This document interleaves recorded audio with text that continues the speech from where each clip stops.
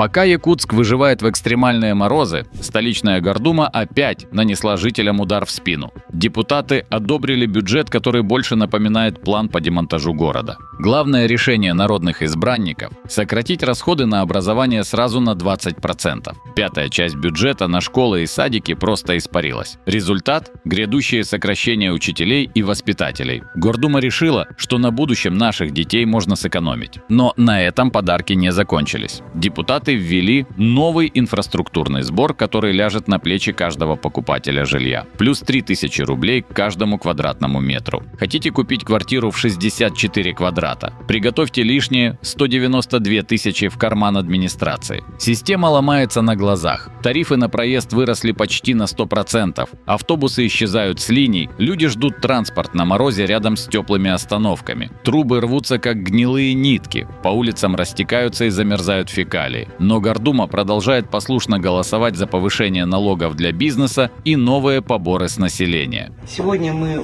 приняли бюджет, практически единогласно. Бюджет очень непростой, но при этом он остается быть социально ориентированным, сбалансированным бюджетом. И если раньше хоть как-то повлиять на это мы могли на выборах, то теперь уже нет. Когда выборы мэра отменены, а депутаты подотчетны только звонкам сверху, город превращается в площадку для вредительских экспериментов. Спросите своего депутата Гордумы, почему он проголосовал против вашего будущего.